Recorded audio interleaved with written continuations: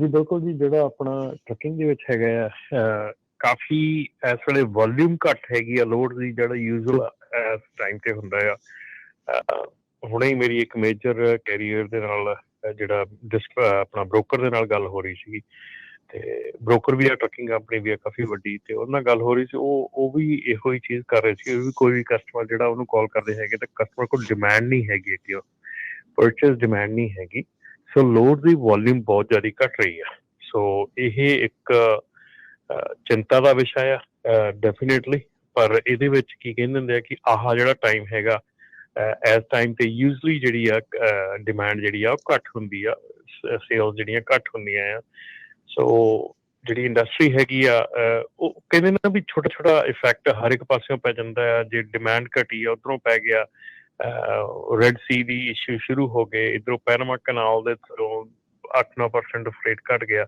ਸੋ ਹਰ ਇੱਕ ਚੀਜ਼ ਹਰ ਇੱਕ ਪਾਸਿਓਂ ਘਟ ਰਿਹਾ ਜਿਹੜਾ ਹੈਗਾ ਚੀਜ਼ ਆ।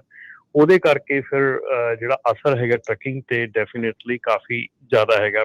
ਐਨੀਵੇ ਅਸਰ ਤਾਂ ਪਹਿਲਾਂ ਹੀ ਬਹੁਤ ਸੀਗਾ, ਜਿਹੜਾ ਕਿ ਆਪਾਂ ਲਾਸਟ ਪਿਛਲੇ ਸਾਲ ਤੋਂ ਦੇਖਦੇ ਆ ਰਹੇ ਹਾਂ ਕਿ ਅਸਰ ਕਿੰਨਾ ਜ਼ਿਆਦਾ ਹੈਗਾ।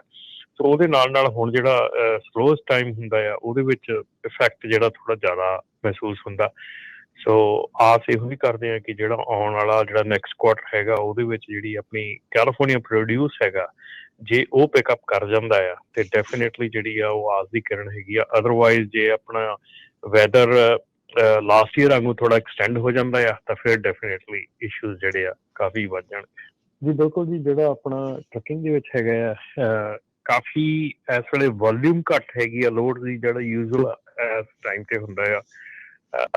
ਹੁਣੇ ਹੀ ਮੇਰੀ ਇੱਕ ਮੇਜਰ ਕੈਰੀਅਰ ਦੇ ਨਾਲ ਜਿਹੜਾ ਆਪਣਾ ਬ੍ਰੋਕਰ ਦੇ ਨਾਲ ਗੱਲ ਹੋ ਰਹੀ ਸੀਗੀ, ਤੇ ਬ੍ਰੋਕਰ ਵੀ ਆ, ਟਰੱਕਿੰਗ ਕੰਪਨੀ ਵੀ ਆ ਕਾਫੀ ਵੱਡੀ, ਤੇ ਉਹਦੇ ਨਾਲ ਗੱਲ ਹੋ ਰਹੀ ਸੀ। ਉਹ ਵੀ ਇਹੋ ਹੀ ਚੀਜ਼ ਕਰ ਰਹੇ ਸੀ। ਉਹ ਵੀ ਕੋਈ ਵੀ ਕਸਟਮਰ ਜਿਹੜਾ ਉਹਨੂੰ ਕਾਲ ਕਰਦੇ ਹੈਗੇ, ਤਾਂ ਕਸਟਮਰ ਕੋਲ ਡਿਮਾਂਡ ਨਹੀਂ ਹੈਗੀ ਕਿ ਉਹ ਪਰਚੇਸ ਡਿਮਾਂਡ ਨਹੀਂ ਹੈਗੀ। ਸੋ ਲੋਡ ਦੀ ਵੋਲਿਊਮ ਬਹੁਤ ਜ਼ਿਆਦਾ ਘਟ ਰਹੀ ਆ। ਸੋ ਇਹ ਇੱਕ ਚਿੰਤਾ ਦਾ ਵਿਸ਼ਾ ਆ ਡੈਫੀਨੇਟਲੀ। ਪਰ ਇਹਦੇ ਵਿੱਚ ਕੀ ਕਹਿੰਦੇ ਹੁੰਦੇ ਆ ਕਿ ਆਹ ਜਿਹੜਾ ਟਾਈਮ ਹੈਗਾ, ਇਸ ਟਾਈਮ ਤੇ ਯੂਜ਼ਲੀ ਜਿਹੜੀ ਆ ਡਿਮਾਂਡ ਜਿਹੜੀ ਆ ਉਹ ਘੱਟ ਹੁੰਦੀ ਆ, ਸੇਲਸ ਜਿਹੜੀਆਂ ਘੱਟ ਹੁੰਦੀਆਂ ਆ। ਸੋ ਜਿਹੜੀ ਇੰਡਸਟਰੀ ਹੈਗੀ ਆ, ਉਹ ਕਹਿੰਦੇ ਨਾ ਵੀ ਛੋਟਾ ਛੋਟਾ ਇਫੈਕਟ ਹਰ ਇੱਕ ਪਾਸਿਓਂ ਪੈ ਜਾਂਦਾ ਆ। ਜੇ ਡਿਮਾਂਡ ਘਟੀ ਆ ਉੱਧਰੋਂ ਪੈ ਗਿਆ, ਰੈਡ ਸੀ ਦੀ ਇਸ਼ੂ ਸ਼ੁਰੂ ਹੋ ਗਏ, ਇੱਧਰੋਂ ਪੈਨਾਮਾ ਕਨਾਲ ਦੇ ਥਰੂ 8-9% ਫਰੇਟ ਘਟ ਗਿਆ। ਸੋ ਹਰ ਇੱਕ ਚੀਜ਼ ਹਰ ਇੱਕ ਪਾਸਿਓਂ ਘਟ ਰਿਹਾ ਜਿਹੜਾ ਹੈਗਾ ਚੀਜ਼ ਆ। ਉਹਦੇ ਕਰਕੇ ਫਿਰ ਜਿਹੜਾ ਅਸਰ ਹੈਗਾ ਟਰੱਕਿੰਗ ਤੇ ਡੈਫੀਨੇਟਲੀ ਕਾਫੀ ਜ਼ਿਆਦਾ ਹੈਗਾ। ਐਨੀਵੇ ਅਸਰ ਤਾਂ ਪਹਿਲਾਂ ਹੀ ਬਹੁਤ ਸੀਗਾ, ਜਿਹੜਾ ਕਿ ਆਪਾਂ ਲਾਸਟ ਪਿਛਲੇ ਸਾਲ ਤੋਂ ਦੇਖਦੇ ਆ ਰਹੇ ਹਾਂ ਕਿ ਅਸਰ ਕਿੰਨਾ ਜ਼ਿਆਦਾ ਹੈਗਾ। ਸੋ ਉਹਦੇ ਨਾਲ ਨਾਲ ਹੁਣ ਜਿਹੜਾ ਸਲੋਅਸਟ ਟਾਈਮ ਹੁੰਦਾ ਆ, ਉਹਦੇ ਵਿੱਚ ਇਫੈਕਟ ਜਿਹੜਾ ਥੋੜ੍ਹਾ ਜ਼ਿਆਦਾ ਮਹਿਸੂਸ ਹੁੰਦਾ। ਸੋ ਆਸ ਇਹੋ ਹੀ ਕਰਦੇ ਹਾਂ ਕਿ ਜਿਹੜਾ ਆਉਣ ਵਾਲਾ ਜਿਹੜਾ ਨੈਕਸਟ ਕੁਆਟਰ ਹੈਗਾ, ਉਹਦੇ ਵਿੱਚ ਜਿਹੜੀ ਆਪਣੀ ਕੈਲੀਫੋਰਨੀਆ ਪ੍ਰੋਡਿਊਸ ਹੈਗਾ, ਜੇ ਉਹ ਪਿਕਅਪ ਕਰ ਜਾਂਦਾ ਆ ਤੇ ਡੈਫੀਨੇਟਲੀ ਜਿਹੜੀ ਆ ਉਹ ਆਸ ਦੀ ਕਿਰਨ ਹੈਗੀ ਆ। ਅਦਰਵਾਈਜ਼ ਜੇ ਆਪਣਾ ਵੈਦਰ ਲਾਸਟ ਈਅਰ ਵਾਂਗੂ ਥੋੜਾ ਐਕਸਟੈਂਡ ਹੋ ਜਾਂਦਾ ਆ, ਤਾਂ ਫਿਰ ਡੈਫੀਨੇਟਲੀ ਇਸ਼ੂਜ਼ ਜਿਹੜੇ ਆ ਕਾਫੀ ਵੱਧ ਜਾਣਗੇ।